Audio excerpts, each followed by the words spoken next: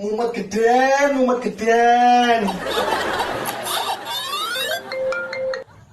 Halo Le. Halo Mbok, aku yang nyeli lho, mosok bayar listrik saiki mundak. Walah Le, jancane kuwi ora mundak. Kowe kerja dari ngomah, kanggomu listrik ya oke. Ya jelas pajeke mundak. Bener Mbok. PLN ki apik lho Le. Bantu wong ra mampu, listrikku gratis Le. Nek wayahe bayar ya dibayar listrike. Sak durunge tanggal 20. Ya wis Mbok, naru tak bayar listrikku saiki. Wah, jebul bayar listrik neng ati ya rasane lega. Cuma tak bribek, wong gawe atiku lara. Rasanya hati kan tidak bisa lagi. Restu tulus Jer pengok, celukna bidan Le. Monggo Bu, monggo. Geran apa Mbah? Meriang do, meri juga kasih sayang. Tak demok tok wis mari do. Bojomu apik meneh do. Niki tumbase ten Sinta Hijab, Mbah. Mbah kula sukane niki dinggo penak, mengke langsung plung. Cinta hijab do. Alah Mbok, ayune ketok soleh. Wah. Oh, ketok sulung. Pengok iki untuk masker kaos Sinta Hijab. Nek lunga-lunga nganggo masker ya Mas Pengok. Nggih. Matur nuwun. Tuku kudung ya nang cinta hijab.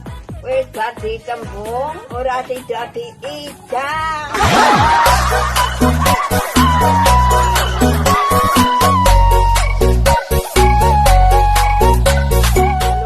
Kepengen klambi anyar ki, tuku klambi anyar le apik ki ngendi ya? Sing murah tur apik ya nang Maharani no Mbok. Sik tak akon pengok wae, tak akon nukoke ya Mbok ya.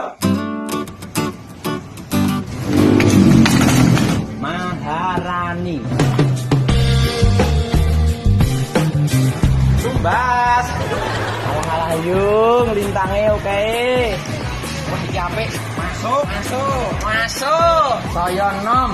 Barangnya yo masuk. Murah-murah. Bayar. Ya Mbok, klambine sing saka Maharani wis tak tukokke. Wala piye? Yo, tasih sisan. Ku kakean yo nek Maharani. Kene wis dijuang mati-matian, ujunge mung dilarani. Nang terus, antek boyoke halus, sek kasure atos. Auto kedetek. Kengi oleh teko kok nggone Pak Ganjar ki. Tak nggone tuku kasur ya Le. Tuku kasur apik ki ngendi to? Aku ndek kanca Mbok nang Metro Kampus UMS Solo kono. Peralatannya pepak banget, peralatan kos ya enek. Wis tenang ae tak pesenke.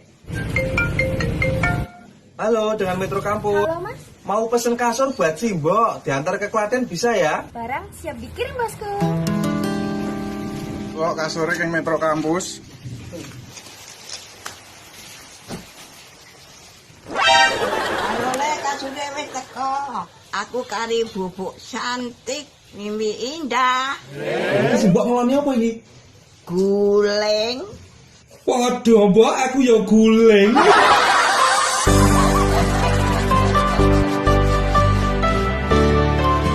Rambutku keren banget. Siapa ya kaya nawang telepon? Kok ganteng banget. Rambutnya apik tenan. Aduh, aku kudu piye ya? Siapa ya iki? Aliando Paudu. Mbok, iki aku Mbok. Wah, jebulane iki. Kok kowe saiki jadi ganteng tenan ngono? Semermu nganggo apa kuwi?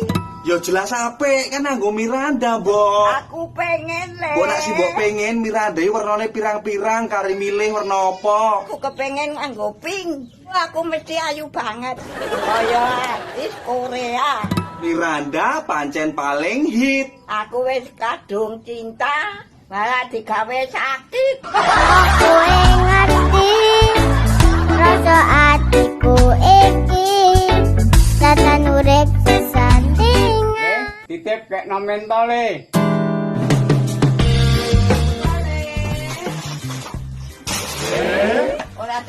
order kok mara to, Le? Iki oleh titipan, Mbok, saka ngene Mbah Joko.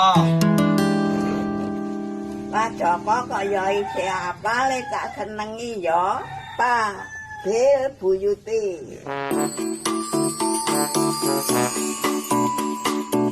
Mendadak cantik aku tuh. Wah, kejen yo isih ayu. Kecantikanmu berlipat ganda, nak, Mbok. Pengen le ape? Yo Fabil Beauty. Biyen aku mbok tampe, saiki goleki.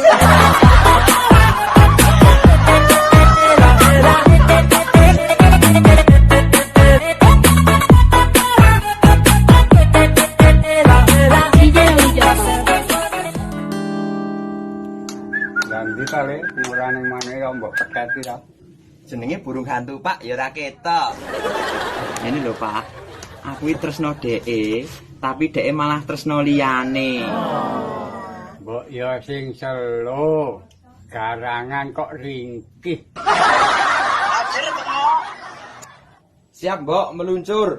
Sik, Pak, tak nyambut gawe sik. Lele, Apa, Pak? titip salam go menta ya, Le. Salam apa, Pak? Salam hangat dari aku yang pernah menyakitimu.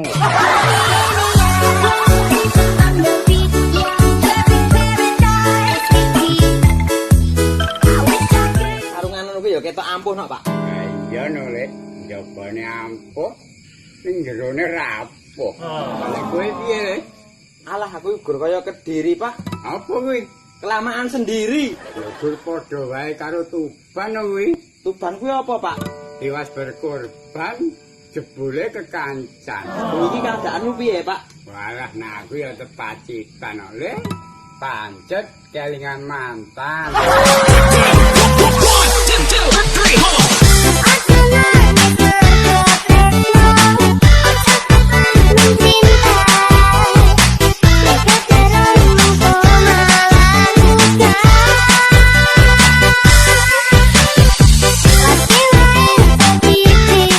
Mantanku Ali Ando, entuk gobek anyar. Pendadak pusing aku tuh. Malah entar order pengo rapat. Tukokno mento Dragon. Kok ora nyaut tantanane apa kurang dhuwur ya? Pengo merapat. Oh, turu iki paling. Ya wis tuku dhewe.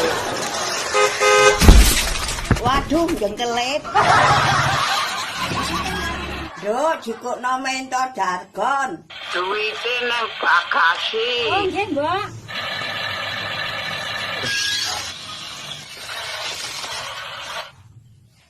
Ambune segere, dragone anget, ora pliket, ora kaya tresnane dheki. Le gampang mengker.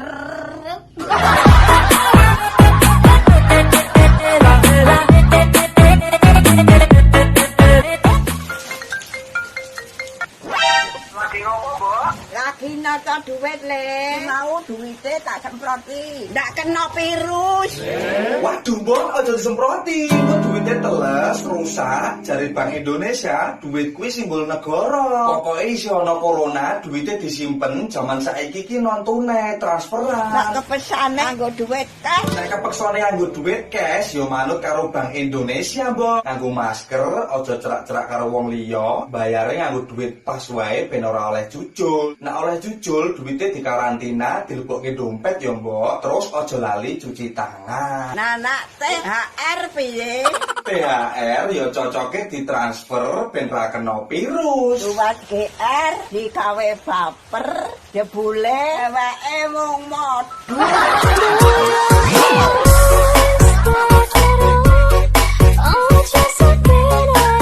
Halo, Mbok, aku wis duwe duit. Njaluk nomor rekeningmu, Mbok. Aku arep kirim THR. Ora ndek nomor rekening kok, Le. Duwene rekening listrik. Oh iya, tapi tenang, Mbok, tetep iso tak kirim nganggo BNI mobile tunai. Iso tak transfer nganggo nomor HP-ne si Mbok. Wis tak kirim, Mbok. Mengko pajikoke pengok nang ATM BNI ya, nglebokke kode transaksi karo SMS notifikasi. Oke, order pengo. Piye, Mbak? Duitku dikukno, Le, nomore nang kene. THR saka anak mulinang wis tak jibokke ning jero kene 1 juta. Disimpen kene le, engko ndak kenang virus. Wah, anak lanang janjine ditepati. Ra kaya mancanku kae. Esuk muni O, awal muni B, sore dadi A. Janjane kuwi janji apa gulungan jarak.